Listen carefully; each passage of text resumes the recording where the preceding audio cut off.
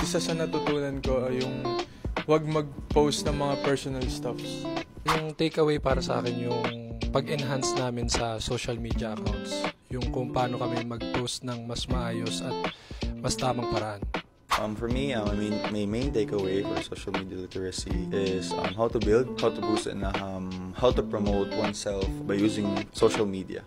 Yung pinaka-takeaway ko is how social media can be utilized para sa amin din and for our branding.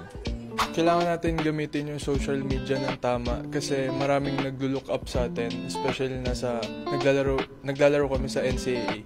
Hihikayatin ko sila na sumama sa akin pag magbibideo ko ganyan. Parang pag mag-reels kami, itatry ko na tulungan din sila sa mga kailangan nilang i-edit ganyan sa mga social media accounts din nila. I think in a way na hihikayatin ko sila and may hihikayat ko sila is how to use it in a proper way, how to promote oneself, and how can you express yourself using social media as a free platform for each and everyone. Siguro kailangan lang namin talaga malaman how powerful it is para magamit namin siya into good use.